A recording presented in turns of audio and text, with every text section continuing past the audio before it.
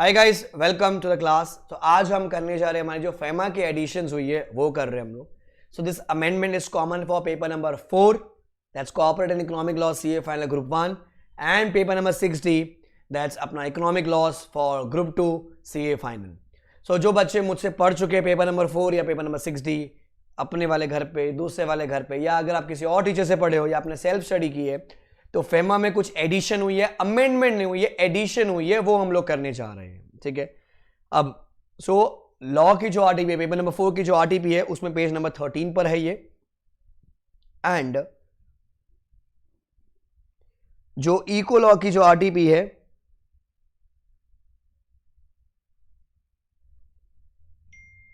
There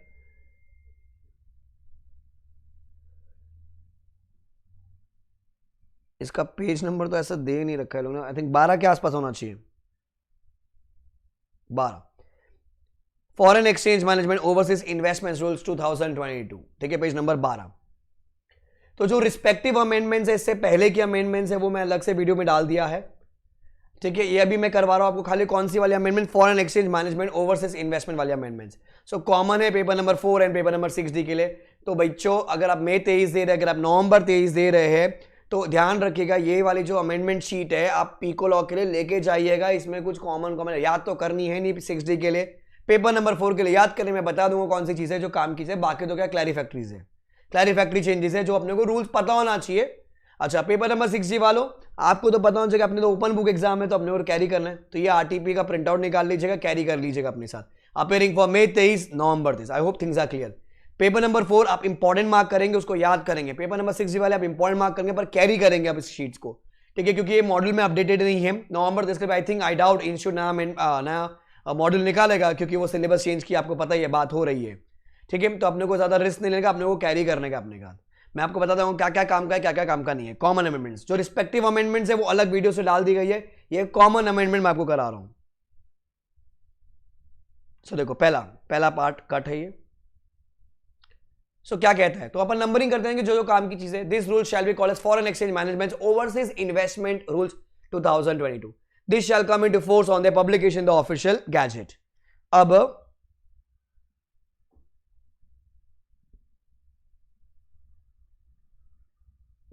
so FEMA की जो module है हमारी पेपर नंबर 4 की, उसमें page 1.46 of module 3।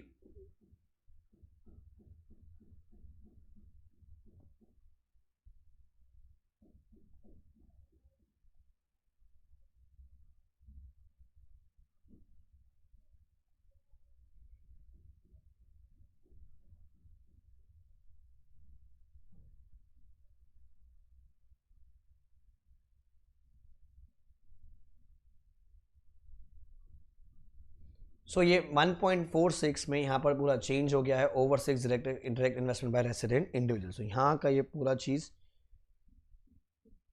This is now changed.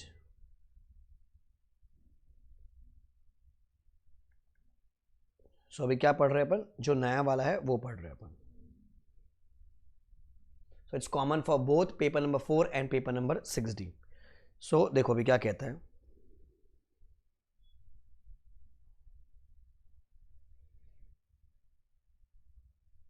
तो कुछ डेफिनेशन से पहले समझनी पड़ेगी अपने को।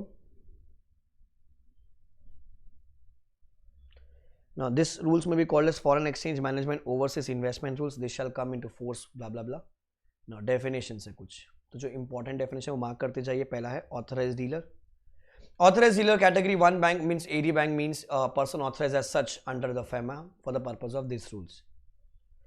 Control का मतलब क्या होगा sir? Control means a right to appoint majority of directors or to control the management of policy decisions by exercisable by a person or person acting individually or in concert. ठीक है, और voting agreements are entitled them to 10% of more of voting है, तो minimum 10% पे आप control ले लोगे। इस रेगुलेशंस की समझ के लिए खाली, बस इस रेगुलेशंस के लिए खाली। नाउ डिसइन्वेस्टमेंट क्या होता है? मींस ईदर पार्शियल और full extinguishment of the right title और possession of equity capital acquired under this rules. तोड़ना, छोड़ना। इक्विटी कैपिटल मींस क्या होता है सर? मींस इक्विटी शेयर्स और परपेचुअल कैपिटल और instrument that are irredeemable or contribution to non-debt capital of foreign entity in the nature of fully and compulsorily convertible instruments. Compulsory convertible, fully convertible instruments are called as equity capital. Financial commitment, ये definition काम की है, इसको mark करो important. Means aggregate amount of investment made by person resident in India by way of overseas direct investments को हम प्यार से बोलेंगे ADI. तो प्राई ने क्या किया है, ODI. or debt other than overseas portfolio investment in a foreign entity or entities in which the overseas direct investment is made. तो इसको other than को यहां से लेके यहां तक ब्रैकेट में, other than overseas portfolio investment in a foreign entity or entities in which ODI is made, and shall include non-fund based facilities extended by such person to on behalf of such foreign entity or entities. So financial commitment का मतलब क्या होता है sir? investment made by PRI by way of ODI overseas investments or a debt and non-fund based facilities, जैसे guarantee warranty कुछ हो गया, वो सब क्या हो गया, मेरा फाइनेंशियल कमिटमेंट हो गया. तो ये डेफिनेशन काम की हो सकती है. आगे फाइनेंशियल सर्विस रेगुलेटर, सर इसका मतलब क्या होता है? A service regulator established by under law in force India and includes the RBI, securities and exchange board of India, SEBI, IRDA, pension fund regulatory. तो ये सब कौन हो गया? हमारे फाइनेंशियल रेगुलेटर्स हो गए. Sir foreign entity important for this regulations means an entity formed or registered or incorporated outside India including IFSC that has limited liability. Formed or registered or incorporated outside India. Place of business की बातें नहीं बताई है इस regulations के लिए. अच्छा, restriction of a limited liability shall not apply to an entity with a core activity in a strategic sector. मतलब IFSC को include किया हुआ है with having limited liability. The restriction of a limited liability shall not apply कैसे entity को भैया जिसका core activity किसमें, strategic sector में, सर डिफेंस में हो गया, स्पेस में हो गया, सब strategic sectors है. Then नेक्स्ट, होस्ट कंट्री का मतलब क्या होता है? मीन्स द कंट्री और jurisdiction including IFSC in which the foreign entity is form, register और incorporate as a case may be. तो ये हो गया कौन सा? होस्ट कंट्री सामने. ठीक है, तो होस्ट कंट्री सामने वाली कंट्री हो गई अपनी, जहां पर क्या हो गया, फॉरेन एंटिटी फॉर्म हुई. फॉरेन एंटिटी क्या है सर? एक ऐसी कंपनी जो विदेश में पैदा हुई है. सर इंडियन एंटिटी का मतलब क्या है? ये इंपॉर्टेंट हो सकती है. Company, body corporate, LLP, partnership form. चार है, company, body corporate, LLP, partnership form. KLMNO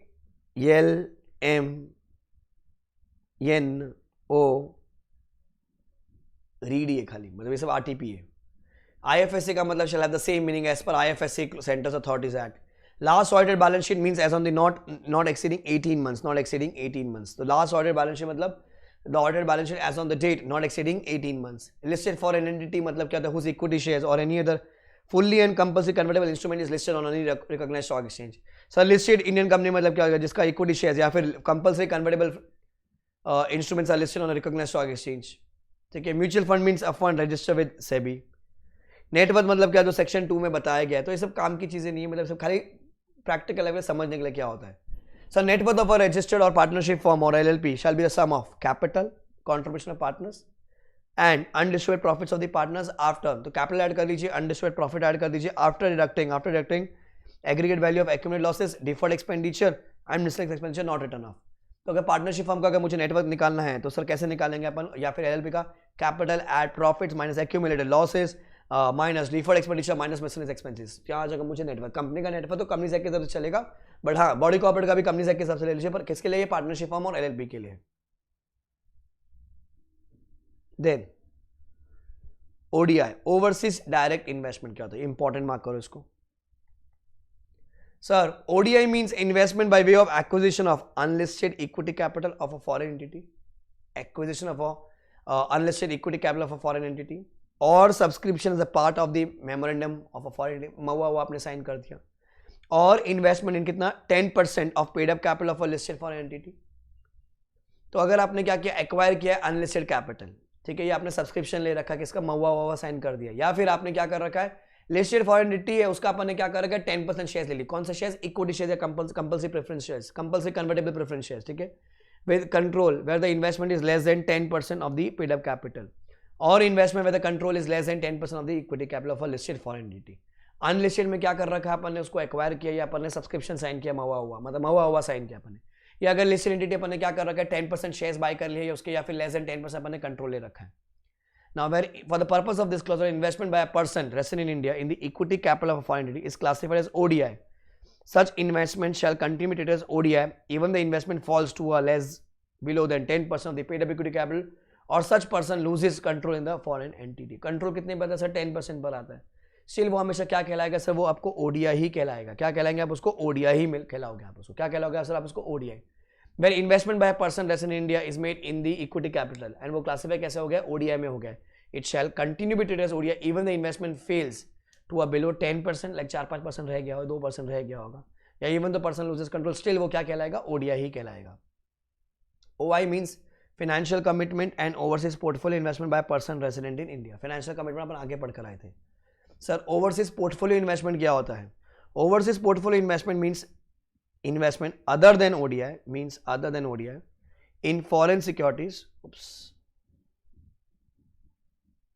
but not in any unlisted debt instrument or any security issued by a PRI which is not who is not an IFSC, तो ये definition है overseas portfolio investment की. Now OPI by a person resident in India in the equity capital of a listed entity even if after this listing shall continue to be OPI. एक बार OPI बन गया तो क्या बन जाएगा? वो ओपीआई बन जाएगा. सी जो ओडीआई वो ओडीआई, अदर देन ओडीआई क्या जाएगा अपना? वो ओपीआई हो जाएगा. अभी आगे बताएंगे पोर्टफोलियो क्या है. रिलेटिव कंपनी से वाला जाएगा. रेसिडेंट इंडिविजुअल मींस कौन? Natural person. Resident foreign currency account मतलब क्या? एज पर जो फैमा में डिफाइन कर रखा है वो. सेबी की कुछ काम की डेफिनेशन है, सोसाइटी कुछ काम का नहीं है. सब्सिडरी मतलब क्या? An entity in which a foreign entity control. Subsidiary बन गई मोर देन 50% कंट्रोल पर. तो ये सब डेफिनेशन है. स्ट्रैटेजिक सेक्टर बता रखा है कोई लोग ने, सच एज ऑयल हो गया, गैस हो गया, mineral oil, submarine cable system, startups और एनी अदर सेक्टर जो सीजी बताएगा. स्वेट इक्विटी शेयर्स क्या होता है? Means a shares which has issued by an overseas entity to its directors और employees at a discount of for consideration other than cash. Sweat equity जो तो normal company sector में पढ़ते हैं. GB GC too not so काम की बात है. सो बच्चों डेफिनेशन वाले पेज पे अगर मैं आपसे कहूं कि कितनी काम की बात है डेफिनेशन वाले पेज पे, ठीक है. सो डेफिनेशन वाले पेज पे फाइनेंशियल कमिटमेंट की डेफिनेशन काम की, फॉरेन एंटिटी की डेफिनेशन काम की, इंडियन एंटिटी की डेफिनेशन काम की, लास्ट ऑडिट बैलेंस शीट, ठीक है, एमसीक्यू में पकड़ लीजिए, 18 मंथ्स पे देखना होता है अपने को, maximum 18 months. Then net worth calculate करने को कभी आ गया पार्टनरशिप फर्म का या फिर एलएलपी का, तो उसके लिए काम की. ओडीआई काम का है. एंड एक ओवरसीज पोर्टफोलियो भी मार्क कर लीजिए, ओवरसीज पोर्टफोलियो इन्वेस्टमेंट, ये भी काम का है. अब इसमें एक रूल्स आएगा कि भाई एक इंसान प्राय कितना विदेश में इन्वेस्ट कर सकता है ओडीआई के रूप में. देखो अभी क्या है वो.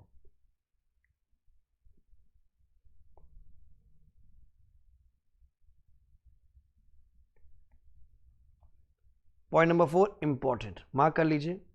ये रूल किसको नहीं लगेंगे sir?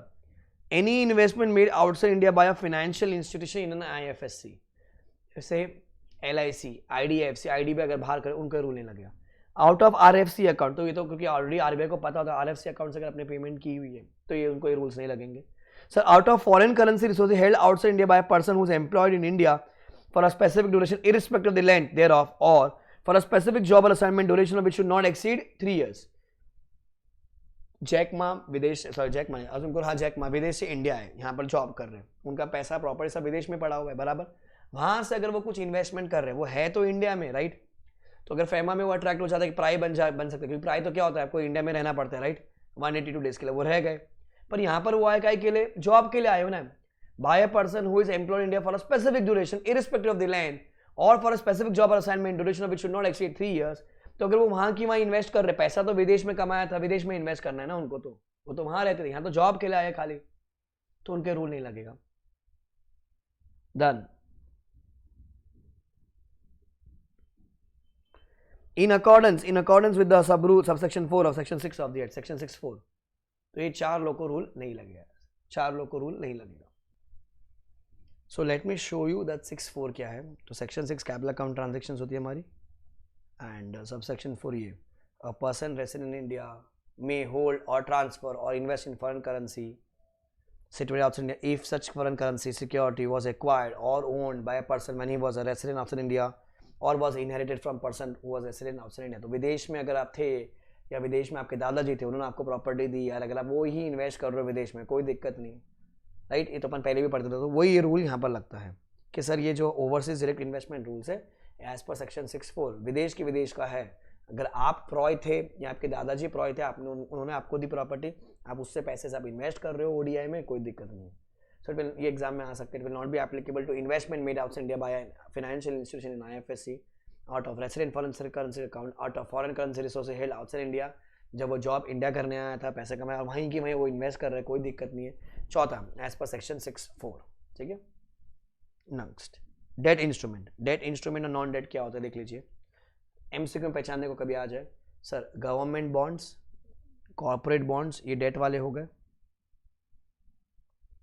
All tranches of securitization structure which are not equity tranche, debt वाले बेसिकली सारे वो। Borrowings by form through loans हो गया। Depositories whose underlying securities are debt securities, depository receipts whose underlying securities are debt securities, ठीक है। तो ये वाले क्या हो गए अपने डेट इंस्ट्रूमेंट्स हो गए। नॉन डेट वाले कौन से हो जाएंगे sir, all investments in equity in corporate entities, public हो, प्राइवेट हो, लिस्टेड हो, अनलिस्टेड हो। अच्छा, कैपिटल पार्टिसिपेशन, एलएलपी, एलएलपी में पैसा रहा तो उसको हम लोग क्या बोलेंगे, नॉन डेट बोल लेंगे। Then all instruments of investments as recognized in FDIs from time to time, investments in alternative funds and real estate investments and infrastructure investment trust, investments in unit mutual funds and exchange rate funds। अच्छा, फिर equity tranche में अगर आपने invest कर रखा होगा फिर securitization structure, कोई इमोबल प्रॉपर्टी होगा non debt, contribution to trust non debt, deposit receipts issued against equity instruments non debt. तो इतनी लंबी लिस्ट याद करने से जैसे 5 याद कर लो, 5 याद कर लो जो डेट वाले हैं, बाकी सारे क्या हो जाएंगे, नॉन डेट हो जाएंगे। कौन कौन से सर, तो जो लोन जैसे होता है लोन जैसे वो क्या है, डेट वाले। पहला, all tranches of securitization structure which is not equity tranche. Borrowings by form, borrowings word देखा तो डेट ही हो जाएगा। Depository receipts whose underlying securities are debt, debt instruments. Then corporate bonds, government bonds, corporate bonds, government bonds, ठीक है। तो ये क्या है आपके डेट इंस्ट्रूमेंट है, बाकी जो रह जाएंगे नॉन डेट, एमसीक्यू में काम आ सकते हैं, पक्के से आ सकता है। Then any investments of financial commitment made as per this act और रूल्स, ठीक है। तो ये कंटिन्यूटी ऑफ सर्टेन इन्वेस्टमेंट वो मान लिया जाएगा shall be deemed to be made under this rules, transitional, not so काम का एग्जाम के लिए। Right issue bonus shares, any pry who has acquired and continues to hold equity capital of any foreign entity as per the provision of this act or rules may invest in the equity capital issued by such entity as a right issue or may be granted bonus shares subject to terms and conditions। कोई rule नहीं है, बिंदास कर लो, कोई दिक्कत नहीं। The person resident in India acquire the rights under sub rule 1 may renounce such rights, वो बेच भी सकते हैं in favor of a person resident in India or a person resident outside India। तो जैसे राइट इशू और bonus shares की बातें होती है, राइट इशू में पैसा लगा सकते हो। प्रॉब्लम ये होता है कि अगर मेरे पास पुराने वाली जो कंपनी थी फॉरेन से, उन्होंने राइट इशू किया तो मैं बाय करना चाहूंगा, अब ये तो ये रूल आ गए, चलेगा सर कोई दिक्कत नहीं, बाय कर लीजिए। अच्छा, बोनस शेयर्स दिया, कोई दिक्कत नहीं, अब एक्सेप्ट कर लीजिए। अच्छा, जब आप राइट शेयर होते हैं तो राइट को अपन रिनाउंस भी कर सकते हैं, मतलब बेच भी सकते हैं, बेच भी तो कोई दिक्कत नहीं। तो ये एक काम की बात आ सकती है, छोटा सा इंटरप्रेट करने को आ सकता है, important. Then prohibition on investments outside India, no person resident in India shall make or transfer any investment or financial commitment outside India, not allowed, not allowed, not allowed, prohibition है, not allowed, not allowed, not allowed।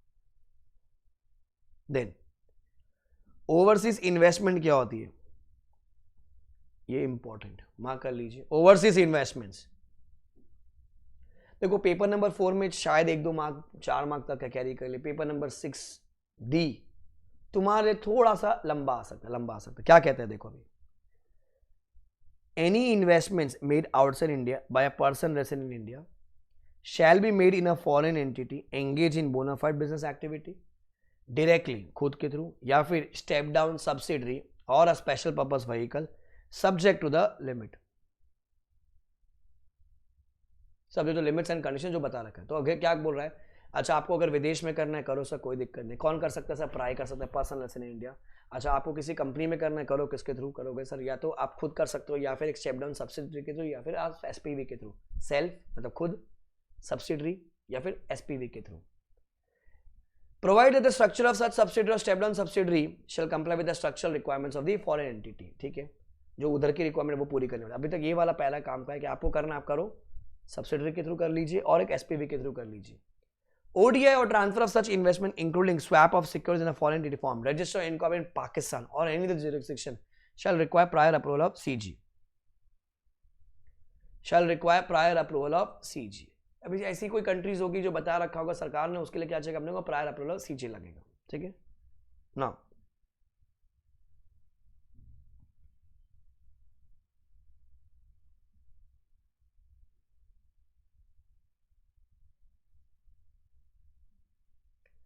For the purpose of this sub rule, bona fide business activity shall means any business activity permissible under any law for timing enforced in India in the host country, host jurisdiction as the case में. वो बताता रहेंगे सरकार क्या है, अभी तक कुछ बताया नहीं गया है. ये कुछ काम का नहीं, ये कुछ काम का नहीं है. Come to NOC.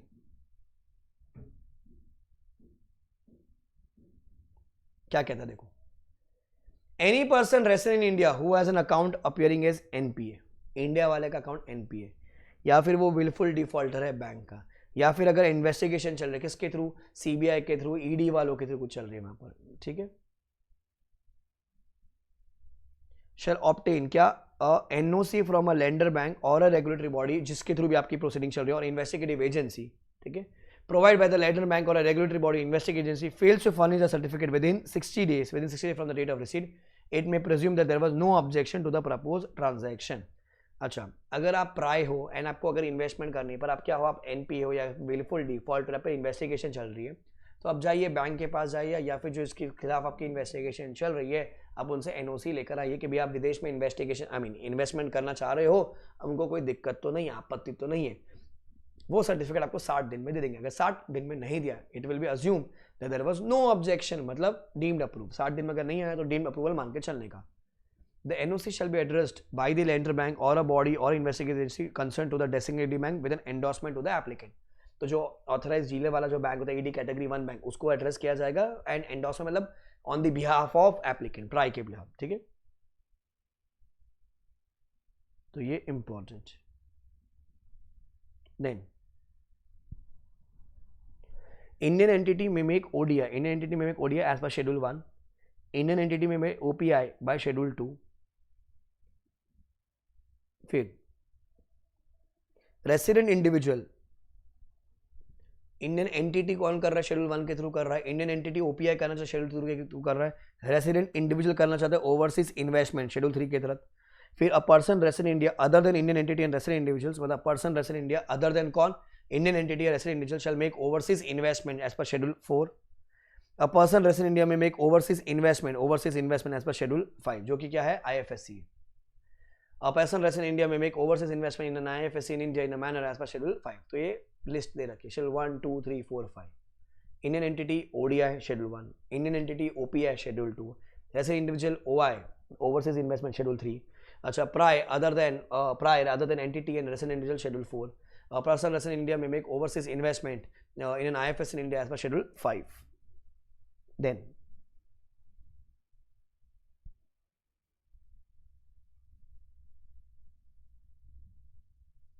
next, unless otherwise provided in these rules, the issue or transfer of equity capital of a foreign entity from a person resident outside India or a person resident in India to a person resident in India shall be eligible to make such investment if the price is at arm's length price. किस पे होना चाहिए, वो arm's length price पे. विदेश वाला प्राय को देगा, या कोई प्राय है जो प्राय को ही देगा. मतलब अगर मैं इन्वेस्टमेंट कर रहा हूँ, मतलब मैंने कुछ शेयर खरीदे होंगे, तो शेयर बेचने वाला कोई तो होना चाहिए. कौन होगा, या तो विदेश वाला आदमी होगा या इंडिया वाला आदमी होगा जो मेरे को बेच रहा है. तो किस में होना चाहिए, वो ALP पे होना चाहिए. फालतू सा पॉइंट है. Then transfer of liquidation.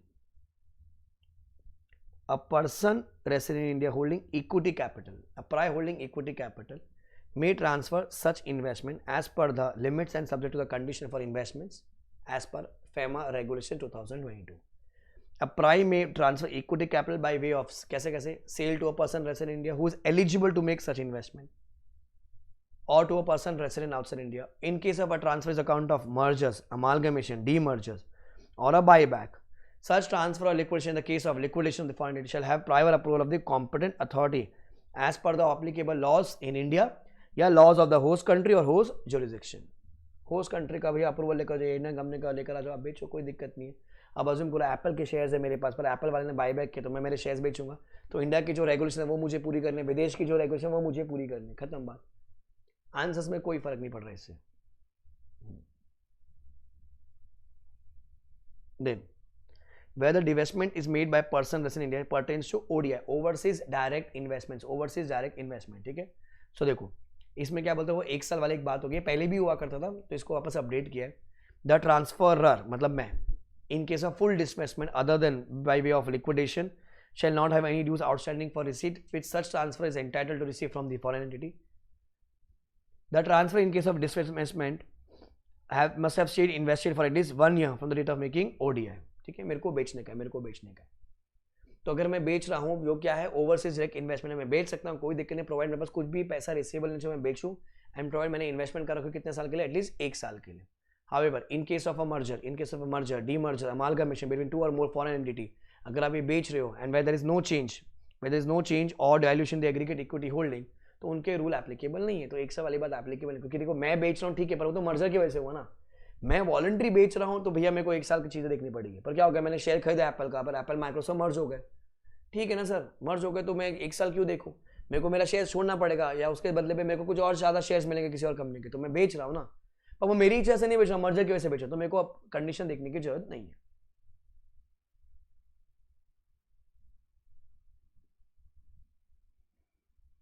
Restructuring आप लिख दीजिए आरटीपी. ठीक है, तो 10 इंपॉर्टेंट था अपना. ओवरसीज इन्वेस्टमेंट काम की थी, राइट इश्यू वाली बात काम की थी. Now come to restrictions and prohibition. Important mark कीजिए इसको. रेस्ट्रिक्शंस एंड प्रोहिबिशन को इंपॉर्टेंट मार्क कीजिए. देखो अभी, no PRI shall make ODI in a foreign entity. वही जो अपन बोलते हैं ना कि इंडिया में वो रियल एस्टेट में पैसा नहीं लगा सकता, गैम्बलिंग और कैजुअल विनिंग्स भी नहीं लगा सकते, वही सेम चीज़ यहाँ पर भी आएगी. तो इंपॉर्टेंट है. No person in India shall make ODI in a foreign entity which is engage in किसमें, real estate, gambling, dealing with financial products linked to the Indian rupee without specific approval of RBI. ठीक है ना. However real estate shall not include, same point है, TDR वाली बात. Real estate means buying and selling of real estate और trading in TDR. ठीक है, but does not include किसमें, डेवलपमेंट ऑफ टाउनशिप, कंस्ट्रक्शन और रेसिडेंशियल और कमर्शियल प्रीमाइसेस, रोड्स और ब्रिजेस फॉर सेलिंग और लीजिंग. आप इसमें पैसा लगा सकते हो, क्योंकि real estate will not include बोला हुआ है ना. अब इसमें पैसा लगा, वो सेम चीज अपन मतलब प्रोआई इन्वेस्ट नहीं कर सकता, पर प्रोआई कंस्ट्रक्शन ऑफ ब्रिजेस डैम्स वाले में कर सकता था ना. तो ये वही सेम बात आ गई यहाँ पर. फिर और किसमें पैसा लगा सकते, any ODI in startups recognised under any laws of the host country और host jurisdiction shall be made by an Indian entity only from internal accruals, whether from the Indian entity or group or associate companies, in case of individuals from the own funds of such an individual. तो अगर कोई foreign का startup है उसमें पैसा लगाना चाहते हो, करो, कोई दिक्कत नहीं. तो आपका जो इंटरनल ग्रुप है उसी से पैसा लगाओगे. अगर आप इंडिविजुअल को खुद के फंड से पैसा लगाओगे. Then no PRI shall make financial commitment in a foreign entity. No pry shall make financial commitment in a foreign entity has invested or invest into India at the time of making such financial commitment or any time resulting into a structure with more than 2 layers of subsidiary. Upon India में कितना allowed है, 2 layer ही allowed है ना खाली बस, बराबर. Subsidiary and sub subsidiary. No price shall make a financial commitment in entity, जिसके से क्या हो जाएगा,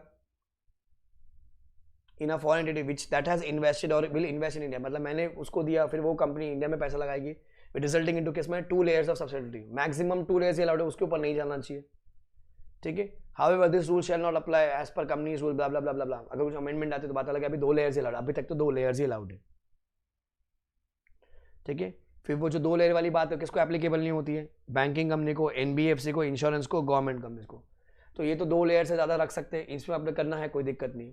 तो मैं अगर प्राय हूँ, मैं एक ओडीआई कर रहा हूँ फॉरेन एंटिटी में, फिर वो कंपनी इंडिया में पैसा लगाएगी, मेरा पैसा घूम के इंडिया में आएगा, result into 2 layers, more than 2 layers. तो सर वो गलत है, मैक्सिमम 2 लेयर्स अलाउड है. पर हाँ, मोर देन 2 लेयर्स वाली बात किसको एप्लीकेबल नहीं है, banking, NBFC, insurance, government company. तो ऐसा कुछ हो रहा तो वो अलाउड है. तो बच्चों ये वाली बात बहुत इंपॉर्टेंट है कि भैया अपन कहाँ का ओडीआई नहीं कर सकते. Sir no price shall make ODI in a foreign entity जो कि रियल एस्टेट एक्टिविटी में है, गैम्बलिंग में कर रही है, डीलिंग विद फाइनेंशियल जो रूपी से लिंक्ड है. अच्छा, रियल एस्टेट में क्या इंक्लूडेड नहीं है, township, construction, residential, commercial premises, road, bridges, तो इसमें कर सकते हो, कोई दिक्कत नहीं है. स्टार्टअप में पैसा लगा सकते हो, मेक श्योर कि पैसा खुद के थ्रू आएगा. Internal accruals whether Indian entity और ग्रुप और एसोसिएट. अगर इंडिविजुअल हो आप तो भाई आप खुद के पैसे से लगाओगे. अच्छा, मैं पैसा दे रहा हूँ इंडियन एंटिटी को, फॉरेन एंटिटी को, फॉरेन एंटिटी क्या करेगी, फिर वो इंडिया में पैसा लगाएगी. ठीक है, जहाँ पर वो मैक्सिमम 2 सब्सिडरी कर सकते, कोई दिक्कत नहीं. मोर देन 2 करेगी, 2 लेयर्स करते तो सर वो अलाउड नहीं है वहाँ पर. हाँ, 2 लेयर वाली बात किसको एप्लीकेबल नहीं है सर, बैंकिंग, इंश्योरेंस, बैंकिंग को, इंश्योरेंस, एनबीएफसी एंड गवर्नमेंट को, उनको एप्लीकेबल नहीं, तो वहाँ कर लो, कोई दिक्कत नहीं. ठीक है.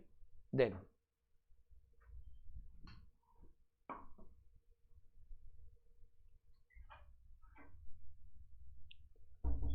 20 कुछ काम का नहीं है. Come to 21.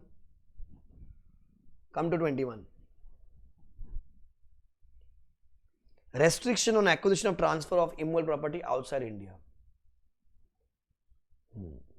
Immovable property prohibition नहीं है बच्चों, रेस्ट्रिक्शन है. Immovable property outside India. खरीद सकते हो, बेच सकते हो इमोबल प्रॉपर्टी, रेस्ट्रिक्शन से, प्रोहिबिशन नहीं है। देखो अभी, नो प्राय shall acquire or transfer any immovable property situated outside India without किसका अप्रूवल, आरबीआई का अप्रूवल। विदेश की प्रॉपर्टी आपको एक्वायर करनी है, बेचने, क्या लगे अपने को, आरबीआई का अप्रूवल लगे। Provided nothing in this shall apply to a person by a person resident in India who is a national of a foreign state, foreign country का कोई है, और acquired by a person resident in India before 1947, तो ये तो same पुराने rule है। या फिर acquired by a person resident in India on lease not exceeding 5 years, उनको ये रूल नहीं लगेंगे। जनरली हमेशा क्या चाहिए अपने को, आरबीआई का अप्रूवल चाहिए, पर 3 केस में अपने को आरबीआई का अप्रूवल नहीं चाहिए। पहला, मैंने कब एक्वायर किया, जब मैं नेशनल था किसका, फॉरेन स्टेट का, मैं विदेश में ही पैदा हुआ था। Number 2, acquired by a person before 8 जुलाई 1947। तीसरा, acquired by a person resident in India on lease for not exceeding 5 years, उसके लिए आरबीआई का अप्रूवल चाहिए, लीज पर है ना, लीज पर है, ठीक है। फिर और किसको नहीं लगेगा, अ पर्सन रेसिडेंट इंडिया में acquire immovable property outside India, दादाजी ने दिया है, गिफ्ट आया है, purchase from a person resident in India who has acquired such property as per the FEMA provisions. पुराने जमाने में दादाजी के पास ही, पुराने जमाने में मेरे पापा के पास ही, मेरे दोस्त के पास ही, उन्होंने मुझे गिफ्ट दिया है, ठीक है, मैंने उनसे या परचेज की है या मुझे इनहेरिटेंस में आया है, फेमा के रूल्स कंप्लाई कर रखे तो कोई परमिशन नहीं चाहिए मेरे को। अच्छा, a PROI may acquire immovable property outside India from PROI by way of inheritance, दादाजी मेरे फॉरेनर है। अच्छा, purchase through foreign currency account, already जो आरबीआई को पता है उन सब चीजें कर लो, तो आपको आरबीआई का अप्रूवल क्यों चाहिए। आरएफसी अकाउंट है, रेसिडेंट फॉरेन करेंसी अकाउंट में पता है पैसे कहां से आते हैं, आरबीआई को ऑलरेडी डिस्क्लोज कर रखा है, वहां से प्रॉपर्टी बाय कर लो, क्या दिक्कत है, कोई अप्रूवल नहीं चाहिए अपने को। Then by way of remittance under liberalised remittance scheme है ना, वो $2.5 लाख उतने तक कर लो, कोई दिक्कत नहीं है। Then provided such remittance under liberalized remittance schemes may be consolidated in respect of relatives if such relatives being person resident comply with the terms and conditions, तो कंसोलिडेट करके भी आप कर सकते हो, 4-5 भाई बहनों ने साथ में मिलकर 2.5 लाख करके, कोई दिक्कत नहीं। Jointly with the relative who is a person resident outside India, relative company से एक्वायर 2 7 वाला, out of the income of the sale process the assets other than ODI acquired overseas, विदेश की कोई प्रॉपर्टी मैंने उसी से वहां पर कोई प्रॉपर्टी खरीद ली, कोई दिक्कत नहीं, मेरे को कोई आरबीआई का अप्रूवल नहीं लगेगा। देन और किसके लिए नहीं लगेगा सर, देन एक Indian entity having overseas office, an Indian entity having overseas office may acquire immovable property outside India for the business and residential purpose for its staff, तो अपने को भैया आरबीआई का कोई गाइड अप्रूवल नहीं चाहिए अपने को। A PROI who has acquired any immovable property as per the foreign exchange rules, अच्छा, may transfer such property by way of gift to a person resident in India who is eligible to acquire such property, or create a charge, मतलब वो loan ले सकते हैं as per the rule of RBI.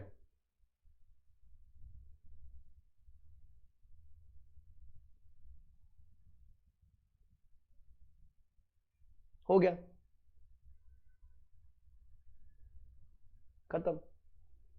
तो आपको logic क्या लगाने का है, देखो सिंपल सी बात है, अगर हमने प्रॉपर्टी ले, हम इंडियन है, प्राय है, मतलब प्राय इंडियन मतलब प्राय, प्रॉपर्टी विदेश में है, अच्छा, कब वो विदेश की जो प्रॉपर्टी है मैं उसको एक्वायर करना चाहता हूं, मैं अगर ट्रांसफर करना चाहता हूं, मुझे हमेशा आरबीआई का अप्रूवल लगेगा, पर आरबीआई का अप्रूवल कब नहीं लगेगा भाई,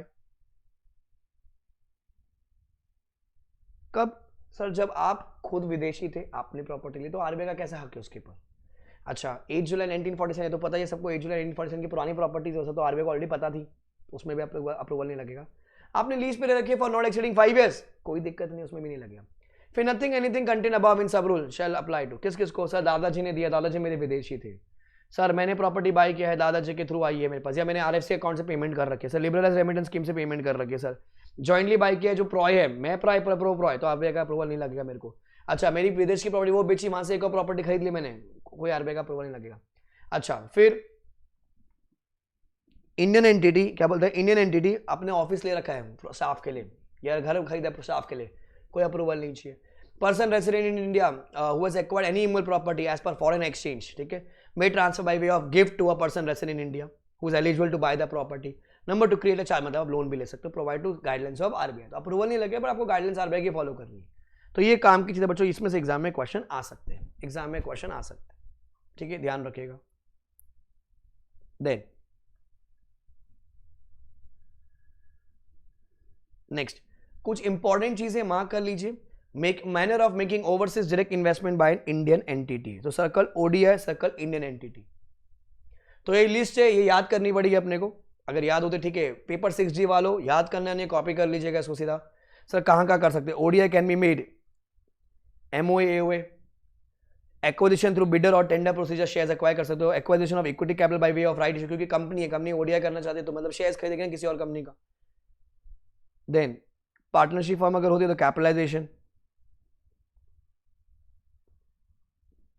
देन स्वैप ऑफ सिक्योरिटीज के थ्रू कर सकते हो, मर्जर डीमर्जर अमालगमेशन के थ्रू कर सकते हो, कोई दिक्कत नहीं है।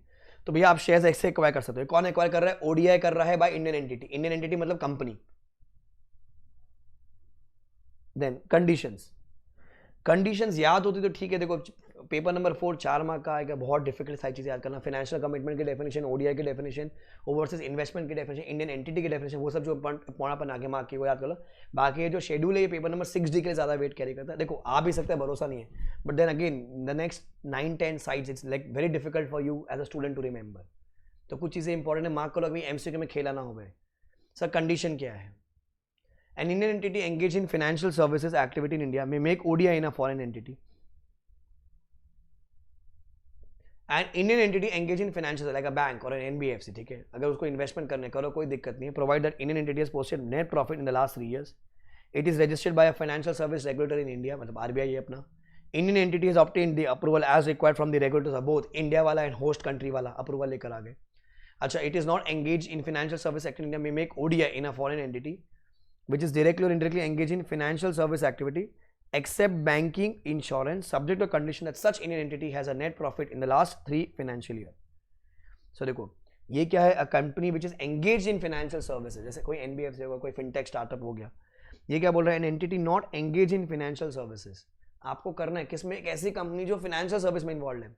मेरे धंधा का सेम धंधा मैं कर रहा हूँ तो ये कंडीशन है 1 to 3, net profit last 3 years, registered as per financial service sector मतलब आरबीआई, तीसरा दोनों कंट्री का अप्रूवल लेकर आ गया। अच्छा, एक ऐसी कंपनी जो कोई और धंधा कर रही है पर उनको इन्वेस्टमेंट करने की, इसमें एक ऐसी एंटिटी जो विदेश में फाइनेंशियल सर्विस का धंधा कर रहे, कर लो कोई दिक्कत नहीं है, बट मेक श्योर कि भैया आपके पास नेट प्रॉफिट चाहिए लास्ट 3 years का। And Indian entity is not engage in an Indian entity not engaged in insurance sector may make ODI in general health where such insurance business supporting the core activity undertaken by such an Indian entity. So भैया देखो खाली banking insurance को छोड़ के आप कर सकते हो, पर नीचे क्या बोलता है? अगर आप खुद इंश्योरेंस में नहीं हो, आपको करना है मे मेक ओडीआई इन किसमें? जनरल और हेल्थ में, वेयर सच इंश्योरेंस बिजनेस है सपोर्टिंग द कोर एक्टिविटी में भी हेल्थ चेकअप वेकअप हो गए, उसमें करना आप कर सकते हो, कोई दिक्कत नहीं। फिर कोविड का कुछ गाइडलाइन था, कुछ काम का नहीं है, कुछ काम का नहीं है, ठीक है। सो लिस्ट याद रखो, लिमिट कितनी है? लिमिट याद करो। तो जहां जहां नंबर से बचो वो काम की बात है। The total financial commitment made by Indian entity in all foreign entity, सब मिला के सच कमिटमेंट शुड नॉट एक्सीड कितना? 400% ऑफ इट्स नेटवर्थ। नेटवर्थ आपको पता है, आगे पढ़ा था अपन, as on the last audited balance sheet 400% of net worth, उतना आप इन्वेस्टमेंट कर सकते हो। The total commitment shall not include capitalisation of retained earning but shall include ADRs, GDR, stock proceeds from ECBs to the extent of corresponding charge. ठीक है, the financial commitment made by Maharatna, Navratna और Miniratna और subsidiaries such for PSU in foreign entities outside India shall not be subject to limits. वो सब include नहीं होंगे। तो net worth का 400% इंडियन एंटिटी कर सकती है फॉरेन एंटिटी में for ODI। 400% of net worth exam में आ सकता है। MCQ calculation 1 mark 2 mark 4 mark का कैलकुलेशन, 400% ऑफ द नेटवर्थ, ठीक है, काम की चीज़ है, सबको इंक्लूड करेंगे, सबको इंक्लूड कर देने का। Now, OPI by Indian entity, overseas portfolio investment. An Indian entity may make OPI which shall not exceed 50% of its net worth. ODI के लिए 400% है, यहाँ पर 50% of its net worth. As on the last order balance sheet, आपको पता है last order balance sheet मतलब कौन सी? लेटेस्ट होनी चाहिए, फिर but not exceeding 18 months, ठीक है। An Indian listed entity may make OPI by way of reinvestment also. An unlisted entity may make OPI only under clause 3, 4, 5, 6 of इसमें 3, 4, 5, 6 इसमें 3, 4, 5, 6 ये 3, 4, 5, 6 इसमें ही कर सकते हैं। तो मेरे लिए एग्जाम के लिए कितनी बात काम की है? सर OPI कर सकते हैं कितना? 50% का, ODI कर सकते हैं 400%, ODI 400%, ये 50%, OPI 50% है, ठीक है। नाउ ओवरसीज इन्वेस्टमेंट बाय अ रेसिडेंट इंडिविजुअल, तो नाम देखना, अगर इंडियन एंटिटी बोलता है तो ODI OPI है। ODI 400% है, OPI 50% है। ODI 400% ऑफ नेटवर्थ है, OPI 50% है ऑफ नेटवर्थ। अब इंडिया नाम दिया मिस्टर राम प्रसन्न रेसिडेंट इन इंडिया, ठीक है। He wants to make overseas investment in equity capital या OPI, ठीक है, shall be subject to overall ceiling limit of liberalized remittance scheme, LRS के थ्रू कर सकते हैं, $2.5 लाख। तो इंडिविजुअल कितना दे सकता है as per liberalised remittance scheme, किसमें, इक्विटी कैपिटल में या ओपीआई में। He may make investment by way of, ये पूरी लिस्ट है, ऐसे फॉर्म में कर सकते हो आप, इसमें कर सकते हो। तो ये लिस्ट है मेरे लिए, एग्जाम के लिए लिमिट याद रखनी है, पेपर नंबर 4 के लिए 6D के लिए सामने सामने कॉपी पेस्ट करना है आपको इसको, ये पूरी लिस्ट है, ठीक है, ध्यान रखिएगा।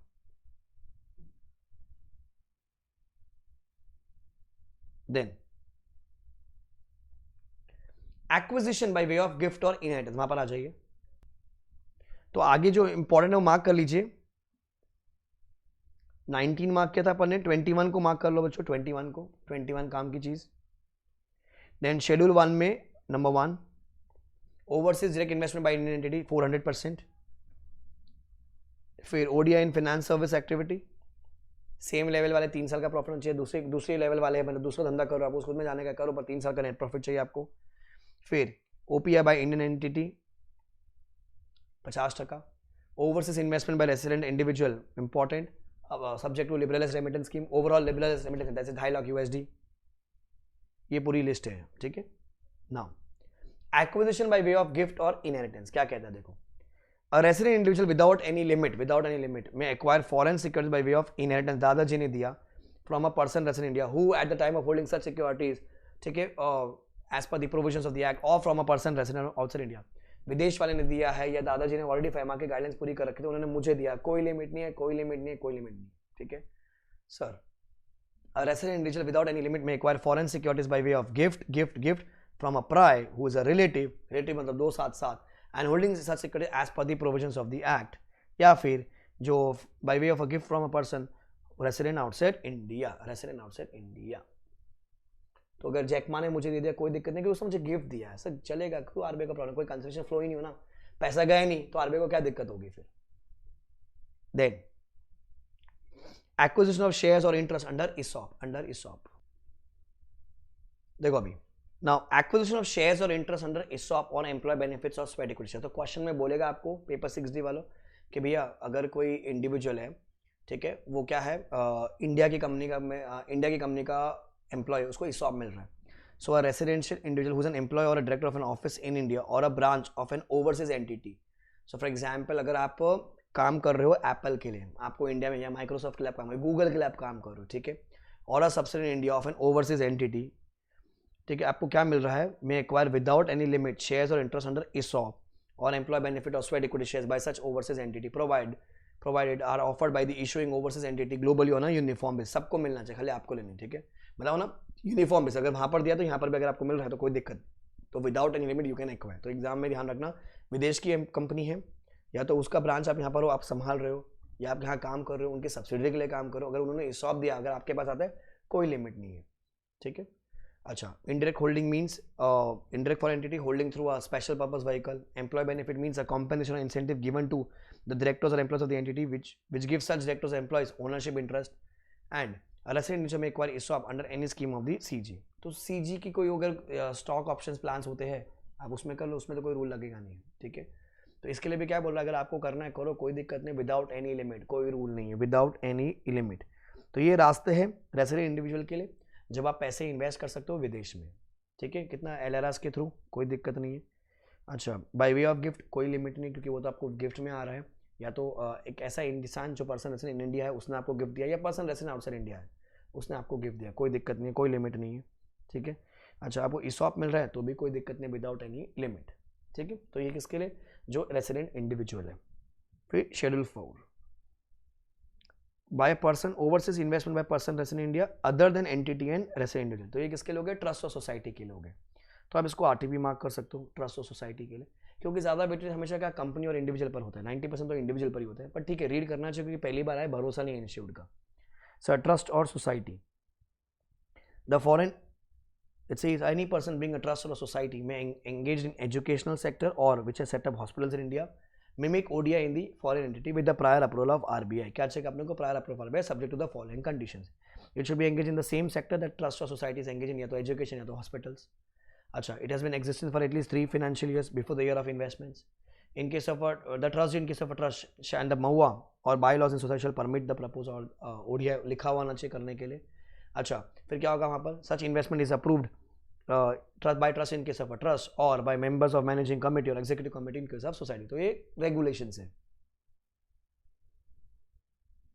Then in case of a trust or society it requiring special license or permission either from a Ministry of Home Affairs, वो भी परमिशन हम लोग लेकर आ गए. तो क्या चाहिए आपने को इसमें? RBI का अप्रूवल चाहिए. RBI का अप्रूवल चाहिए. ये कुछ कंडीशंस है, आप ये इसको पूरी कर लीजिए आप sir. Then next, overseas investment by mutual fund और वेंचर कैपिटल फंड्स और ऑल्टरनेटिव इन्वेस्टमेंट फंड, वो लोग भी कर सकते हैं, कोई दिक्कत नहीं है. सर कितना लिमिट करना है वो सब कौन बताएगा? RBI बताएगा. तो बताया नहीं है, तो ऐसा कुछ काम का नहीं है. ये वाला answer not so important. Sir opening of demat accounts by clearing corporation of stock exchanges and clearing members. ठीक है, तो जो भी क्लियरिंग कॉर्पोरेशन अगर उनको इन्वेस्टमेंट करनी है फॉरेन सिक्योरिटीज, ठीक है, offered as a collateral by foreign portfolio investment subject to the guideline issued by SEBI. कोई आंसर नहीं बन रहा इसमें भी. सेबी बताएगा कैसे करना है, क्या करना है, बताया नहीं है.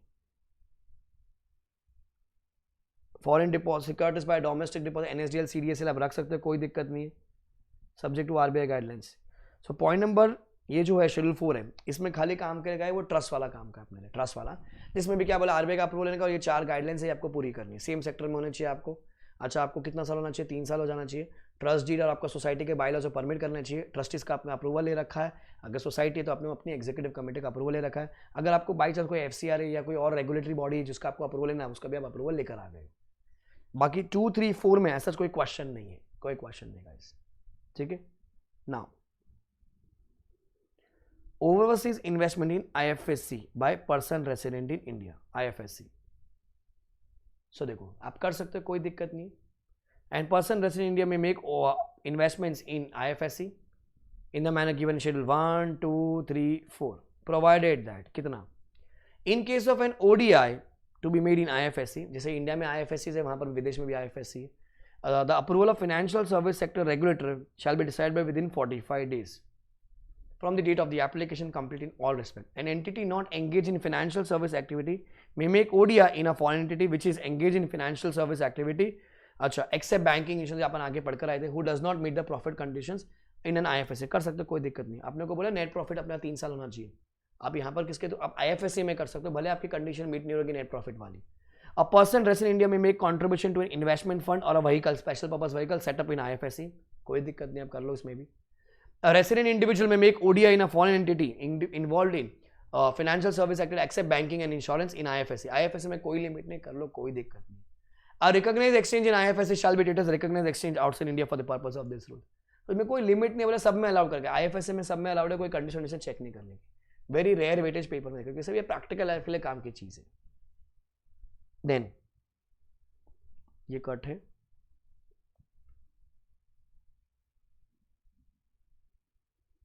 ये cut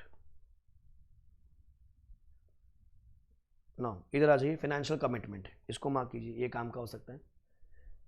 financial commitment by Indian entity by modes other than equity capital. अब अदर देन इक्विटी कैपिटल कहां का पैसा लगा सकते हो? देखो, द इंडियन एंटिटी में लैंड और invest in any debt instrument by issued by a foreign entity और नॉन बेस्ड फंड कमिटमेंट से गारंटी हो गया by on behalf of the foreign entity. जैसे इक्विटी का तो अपन आगे पढ़कर आ गए पूरा. अब ये क्या है बोल, बेसिकली नॉन इक्विटी. ठीक है, सो बेसिकली डेट में जा रहे हैं अपन, या गारंटी बॉन्ड में इन्वेस्ट करना चाहते, करो, कोई दिक्कत नहीं. Subject to the following condition within the financial commitment limit. कितनी लिमिट थी वो अपन आगे पढ़कर आ गए, 400% ऑफ नेटवर्थ था. ठीक है. अच्छा, if the Indian entity is eligible to make ODI, the Indian entity has made ODI, Indian entity has acquired control or the financial commitment shall be record towards the financial commitment limit referred in sub regulation 1. तो क्या बोलते हैं आप, कर लो sir, कोई दिक्कत नहीं है सर, बिंदास कर सकते हो. किसमें? नॉन फंड वाली में. जैसे आपने गारंटी दे दी फॉरेन एंटिटी के भी यहाँ पे, subject to the limit given in the foreign exchange management overseas investment rule, जो अपन आगे पढ़कर है. 400% ऑफ नेटवर्थ एंड 50% OI के लिए है ऑफ द नेटवर्थ. ODI के लिए 400% एंड OPI के लिए अपनी 50% है. ठीक है, कोई दिक्कत नहीं, कर लीजिए.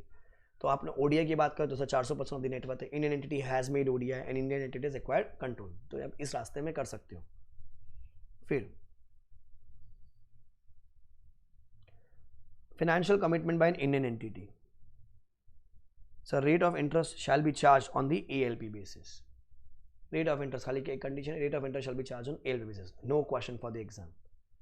Financial commitment by way of guarantee. The following guarantees may be issued to or on behalf of the foreign entity or any of its step down subsidiary. जो बोल रखा है कैसे कैसे सर, कॉर्पोरेट एफिक परफॉर्मेंस गारंटी दे सकते हैं अपन. Corporate performance guarantee by group company of such Indian entity being a holding company which hold at least 51% stake in the Indian entity or a subsidiary company in which the Indian entity hold at least 51% stake or a promoter group. So मैं कर सकता हूँ, मेरी subsidy को बोल सकता हूँ भैया जाके तू इन्वेस्टमेंट कर दे वहाँ पर, गारंटी दे दे कोई फॉरेन सब्सिडी के लिए या कोई फॉरेन एंटिटी के लिए, फॉरेन एंटिटी की कोई सब्सिडी के लिए आप दे दो. मैं कर सकता हूँ, मेरे परिवार में से कोई कर सकता है, लाइक छास company holding subsidiary. Personal guarantee by the resident individual promoter of such Indian entity. आप पर्सनल गारंटी दे सकते हो सर, आप बैंक गारंटी दे सकते हो. तो पेपर नंबर 6 वाला तुम्हारे लिए काम की चीज हो सकती है, आप बैंक गारंटी दे सकते हो. Where the guarantee is extended by a group company, it shall be counted towards the utilization of financial commitment limit. तो भैया वो अपन अपनी एफसी में काउंट कर लेंगे उसको. Then, where the commitment under sub-regulation 1 is extended by a group company, any fund-based exposure shall be deducted. Obviously, वैसे 400% net worth है तो जो भी अपन ने फंड बेस दे देखा, इक्विटी शेयर इन्वेस्टमेंट कर रखी तो वो माइनस हो जाएगा ना, क्योंकि सब मिला मिलू के 400% नेटवर्थ ही अलाउड है. तो अपने अगर फंड बेस कुछ 50 करोड़ रुपए का कर रखा है तो वो माइनस कर देंगे हम लोग. ठीक है, तो ये इतना काम का है बस खाली. No guarantee shall be open-ended. No guarantee shall be open-ended. The guarantee to the extent of amount invoked shall cease to be a part of the non-fund base but considered as lending. Acha, where a guarantee has been extended jointly and severally by 2 or more Indian entities, 100% of the amount of such guarantee shall be reckoned towards individual limits. Should be calculated for individual limits. In case of performance guarantee, कितना पकड़ना अपने को, 50% of the amount of guarantee shall be calculated towards financial commitment. Sir अगर 2-3 लोग हैं तो 100% पकड़ लेंगे अपन. अगर भैया अगर परफॉर्मेंस गारंटी तो 50% पकड़ने का अपने को. Rollover of guarantee shall not be treated as fresh commitment and should not exceed the amount of original guarantee. बस 400% है वही अलाउड है, मैक्सिमम 400% वही अलाउड है. ठीक है, तो ये बाय वे ऑफ डेट और बाय वे ऑफ गारंटी वाला पॉइंट है. ठीक है, तो ये सब अगेन एग्जाम में वेरी रेयर. ठीक है, पेपर नंबर 6D में शायद आ जाए. अच्छा, कुछ और चीजें आप मार्क कर सकते हो, खाली रीड करनी है, इनको खाली रीड करनी है. बाय वे ऑफ प्लेज और charge, by way of pledge charge ये रीड करना है, मार्क कर लीजिए 6.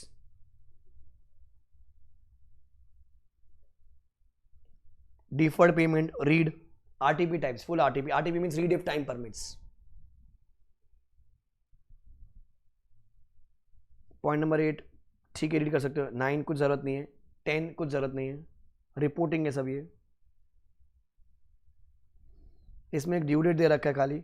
A person resident in India acquiring equity capital in foreign entity which is reckoned as ODI shall submit an annual performance report with respect to each foreign entity by 31st December. And where the accounting year of entity ends on 31st December, the EPR shall be submitted by 31st December of the next year. However, no reporting is required if the holding is less than 10% and no other financial commitment other than by way of equity capital or the foreign entity is under liquidation. तो आपको report देने की जरूरत है, ये due date है. बाकी फैमा के लिए आपको इतना ज़्यादा दिमाग लगाने की जरूरत नहीं है.